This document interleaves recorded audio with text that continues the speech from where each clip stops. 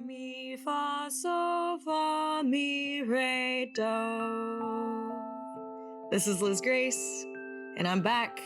My voice is back, and I'm back with another Weekend Goddess Report. This one, the last one for the year of 2024. And today we will be discussing the weekend of December 27th through December 30th. The next time I talk to you, it will be 2025. And in all reality, I will be on a 10-hour train ride from Arizona to the central coast of California during the release of next weekend's Goddess Report.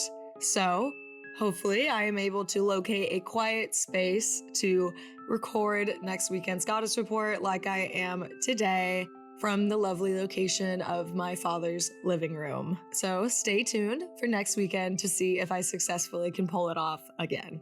I am on the road and I am diving into any mini adventure I can, so I signed myself up for a train ride to Arizona from LA. Yes, I'm gonna go visit some friends out in the Phoenix area, and we're talking about making a trip to Sedona to bring in the new year. I'm looking forward to it. Anyways, let's discuss the transits that caught my eye for this weekend's Goddess Report. So I'm out here in the central coast of California, a really beautiful rural part of California, nestled between Los Angeles and San Francisco on the coast. And it is a really great place to hike. It's something that my dad and I actually do together. Every time I visit, we go on a hike, and he lives near the ocean. And when I arrived on Christmas Eve, we went for a walk. When I was walking with him, I was looking up at the sky because the time of day, the sun was setting.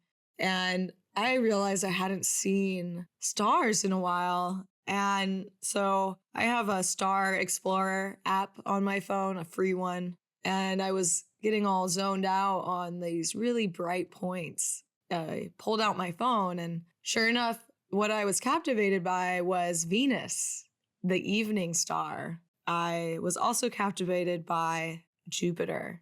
They were so bright in the sky. What also fascinated me is Jupiter is right next to the fixed star Aldebaran, or Aldebaran, however you say it. And Aldebaran is a red star. It's located in the constellation of Taurus. It's the bull's eye.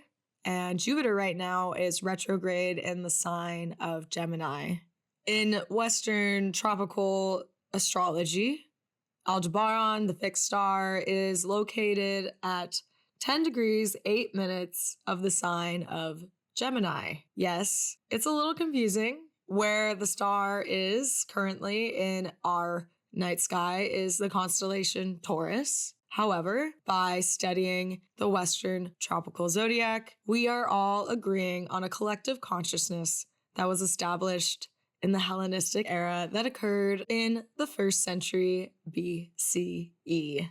So yes, the bullseye caught my eye, and Jupiter happens to be conjunct the bull's eye this weekend. Also, if Jupiter is conjunct Aldebaran, that means that Jupiter is opposite to another fixed star, a fixed star that also starts with the letter A. This star's name is Antares. Antares is currently in our skies in the constellation of Scorpius. It is also a star that is located within the Western tropical zodiac sign of Sagittarius within the 10th degree. On December 26th, right now, as I'm recording this podcast, Mercury is opposing retrograde Jupiter in Gemini. And to add some spice to this mix, Saturn in Pisces is squaring Mercury along with Jupiter over there in Gemini. Yes, Gemini, Sagittarius, and Pisces are mutable signs, so they naturally square each other on the zodiac wheel. And last but not least, Black Moon Lilith is over there in Libra at the 13th degree, gassing up Mercury in Sagittarius and gassing up Jupiter in Gemini. Watch out, folks. This weekend is coming in hot. Sheesh, there is so much to share. My plan for this episode is to discuss the mythology of Aldebaran and Antares, along with Venus as the evening star. It's all very juicy stuff, and I feel like you all are really going to enjoy this one. So let's dive in, right into interpretations. Antares is a Greek word that translates to, in English, rival to Ares, spelled A-R-E-S, which could be sound and said as Aries. Antares also translates to equal to Mars. Curious? I will tell you more. Antares is the brightest star in the constellation Scorpius. It is a classified red giant awaiting to go supernova. This star looks red to us from our night sky, similar to how Aldebaran looks red to us from our night sky. As mentioned, it is in the constellation Scorpius and is the embodiment of a powerful scorpionic beast that Gaia, yes, our mother goddess Gaia, sent down to Earth in order to destroy the demigod Orion, a half-blood who is linked to Hercules and to humanity. Before I dive into Hercules, humanity, and Orion, and eventually Aldebaran along with Venus, the evening star, let's talk about why our mother Gaia would send down a scorpionic beast to Earth in an effort to destroy a half-blood, a demigod named Orion. So, Orion, a half-blood, who is a demigod, also who is rumored to be the bastard son of Poseidon, the king of the ocean.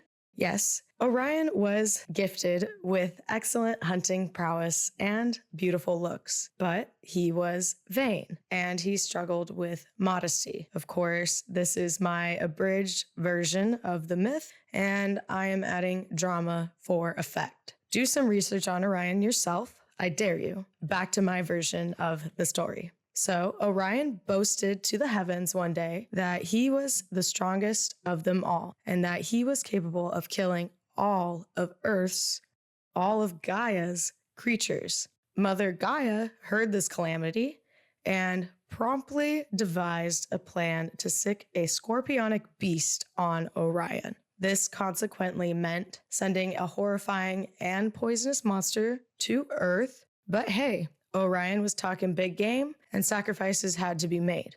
So thus, this is how Antares, rival to Ares, was born.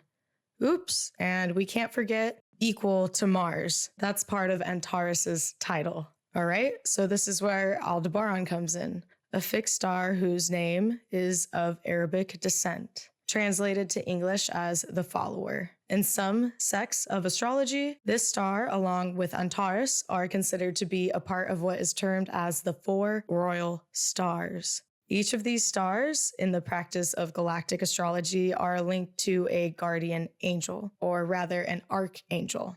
Aldebaran is linked to the archangel Michael. Now, Archangel Michael typically is not known as the follower. In fact, he is more known as the leader. However, leaders wouldn't be leaders without followers. Therefore, their intentions on Earth better not be to destroy all the living creatures on it. Do you hear where I'm going with this?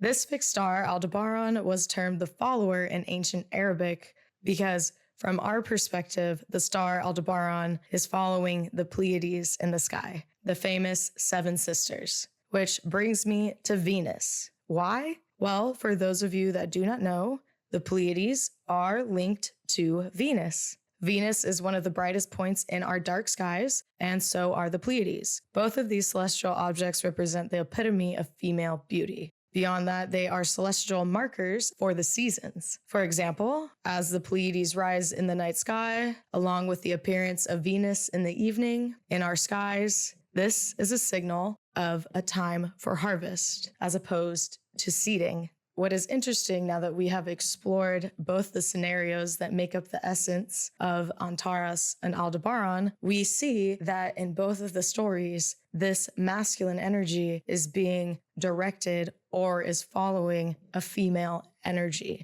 interesting and fascinating. To recap, Aldebaran is following the wonderful and fabulous seven sisters known as the Pleiades, and Antares is out there doing Mother Gaia's bidding. So now let us zoom out, or rather zoom in, to our solar system and the Western tropical zodiac, where Jupiter is finding himself in a standoff with Mercury over there in Sagittarius. They're both being pinned down by Saturn in Pisces at the moment, and Black Moon Lilith is over there in the bleachers eating popcorn. The suspense is rising. Remember when I spoke about Mercury having to do jury duty and that there was going to be a final verdict around this time? You can go and revisit the episode where I discussed that. It's for the weekend of November 15th through November 18th. Well, the verdict is in now. Jupiter and Gemini can no longer avoid the truth. In fact, Aldebaran and Archangel Michael are here to ensure this. Antares, the giant scorpion assigned to destroy Orion, is the lawyer for the defendant, Gaia, in this scenario. Orion can be Jupiter retrograde in Gemini's lawyer, and Saturn in Pisces is the judge here. Everyone is in order and in place, so what is the verdict? Well, turns out the scorpion that Gaia hired is far more superior of a lawyer, and Jupiter is found guilty. Guilty for... I'll let you fill in the blank there. Whatever crime your imagination conjures up, that can be what Jupiter was found guilty for. Haven't you played Mad Libs before as a kid? You fill in the blank. Okay, let's do it again. So Zeus was convicted of... Okay, cool. I wonder what y'all said. Well, he was convicted, however, he was given the option to post bail. Cost of his bail was to immortalize both Orion and the Scorpion in our night skies forever as constellations. Wow. See, I told you that you would have fun. My interpretations this week are ambiguous and mythological because, to be honest, we need a little fantasy right now. Christmas is finally over, Chiron Station Direct, and we are all a little bit stuck in our feelings. So at the very least, I hope I made you laugh, and I hope that you have a wonderful time welcoming in the new year 2025. This is Lizz Grace Christie of Galactic Mythology. Please take what resonates with you and leave all the rest behind. I'm sending you so much love, and hopefully I'll catch you next week. Bye.